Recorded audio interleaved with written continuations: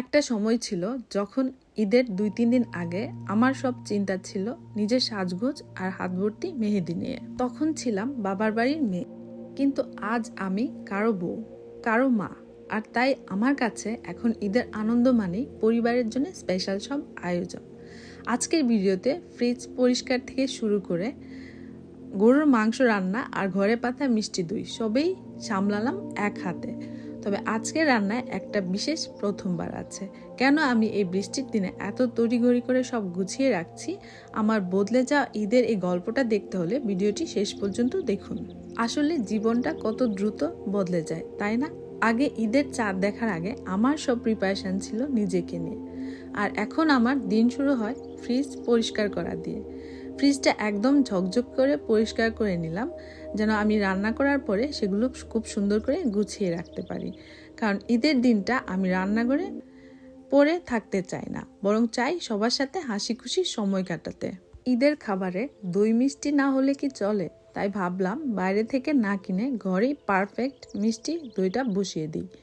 ইচ্ছে ছিল আরও কিছু মিষ্টি বানানোর, কিন্তু ঘরে দুধ শেষ। জানালার বাইরে তাকিয়ে দেখি জমজমিয়ে বৃষ্টি পড়ছে। এই ওয়েদারে ছোট ছোট বাচ্চা নিয়ে বাইরে যেতে একদমই ইচ্ছে করলো না। তাই যা আছে তা নিয়েই শুরু করলাম দই জমানোর মিশন। দুধটা অনেকক্ষণ জাল দিয়ে একদম ঘন আর লালচে করে বসিয়ে দিলাম দই। তবে যাই হোক, আমি এর পাশাপাশি চুলায় চড়িয়ে দিলাম গরুর মাংস। আজকের রান্নার সবথেকে বড় টুইস্ট হলো এই গরুর মাংস কষানো। আপনারা বিশ্বাস করবেন কিনা জানি না, আমি যখনই মাংস রান্না করি তখনই চেষ্টা করি মাংসের মধ্যে কোনো রকম পানি ইউজ না করতে। মাংস থেকে যে নিজস্ব পানিটা বের হয় তাতেই একদম অল্প আঁচে সময় নিয়ে কষিয়ে মাংসটা সিদ্ধ করে নিচ্ছি। আসলে পানি ছাড়া কষালে মাংসের আসল স্বাদটা একদম অটুট থাকে। অনেকেই জিজ্ঞেস করেন মাংসের এমন সুন্দর লালচে রং কিভাবে আসে। গোপন রহস্যটা হলো টমেটো। আমি মাংসে বেশ কিছু পাকা টমেটো কুচি করে দিয়েছি। টমেটো দেওয়ার কারণে মাংসের কালারটা যেমন গাঢ় আর লোভনীয় হয়, তেমনি গ্রেভিটা অনেক বেশি ঘন হয়ে আসে। পানি ছাড়া কষানো আর টমেটোর এই কম্বিনেশনটা একবার ট্রাই করে দেখবেন। বাজারে কেনা কোনো মশলা ছাড়াই আপনার মাংসের রং হবে একদম রেস্তোরাঁর মতো। এবার আসি আজকের রান্নার সবচেয়ে বিশেষ অংশে। আজ আমি রান্না করছি কলিজা ভুনা। মজার ব্যাপার হলো, বিয়ের পর থেকে সবসময় আমার শাশুড়ি মাই কলিজা রান্না করতেন। ওনার হাতের রান্নার স্বাদ আমরা সবাই এত বেশি মুগ্ধ থাকতাম, তাই আমার আর কখনো আলাদা করে এই পদটি রান্না করা হয়নি। আজকেই প্রথমবার আমি কলিজা ভুনা করছি। প্রতিটি ধাপে চেষ্টা করেছি মা যেভাবে রান্না করতেন কিছুটা হলেও কাছাকাছি ফুটিয়ে তোলার জন্য। অনেকেই অভিযোগ করেন কলিজা রান্না করলে শক্ত হয়ে যায় বা একটা গন্ধ থেকে যায়, কিন্তু আমি প্রথমেই কলিজাটা সিদ্ধ করে পানি ফেলে নিয়েছি। এমনভাবে প্রসেস করেছি যে এটি হবে একদম তুলতুলে নরম।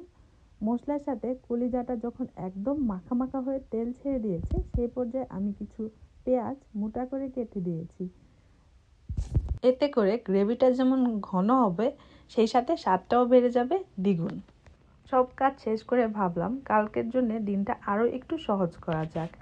সব কাজ তো মোটামুটি শেষ, কিন্তু ভাবলাম কালকের দিনটা আরও একটু শান্তিতে কাটাতে চাইলে আজই রোস্টি মুরগিগুলো ভেজে রাখা ভালো।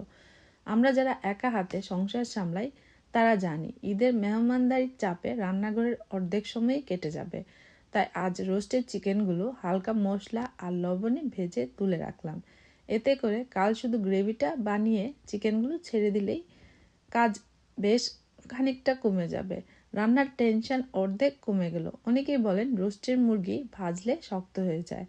আমার সিক্রেট হলো, আমি চিকেনগুলো খুব বেশি কড়া করে ভাজি না, জাস্ট তেলের ওপর এপিট ওপিট করে হালকা লালচে আভা এলে নামিয়ে ফেলি। এতে করে মাংসের ভেতরের জুসিনেসটা বজায় থাকে। কাল যখন মশলায় কষাবো তখন এই চিকেনগুলো একদম তুলতুলে নরম হয়ে যাবে। এই ছোট ছোট হ্যাকগুলোই কিন্তু রান্নার স্বাদ আর সময় দুটোই বদলে দেয়। এতে করে কাল রান্নার সময়টা অনেকটা বেঁচে যাবে। যারা ঘর সামলান তারা জানেন এই অল্প একটু আগাম প্রস্তুতি ঈদের দিন কত বড় স্বস্তি দেয়। মেয়ের থেকে মা হওয়া আর শাশুড়ি মায়ের হাতের স্বাদ নিজের রান্নায় তুলে আনার চেষ্টা করা, এই জার্নিটাই আসলে সংসার। নিজের সাজগোছের চেয়ে এখন প্রিয়জনদের যত্ন করে খাওয়ানোর মাঝেই আমি আমার বড় প্রাপ্তি খুঁজে পাই। প্রথমবারের মতো আমার এই কলিজা বোনা আর আজকের ব্যস্ত দিনটি আপনাদের কেমন লাগলো অবশ্যই কমেন্টসে জানাবেন। সেই পর্যন্ত সবাই ভালো থাকবেন, সুস্থ থাকবেন। আল্লাহ হাফেজ।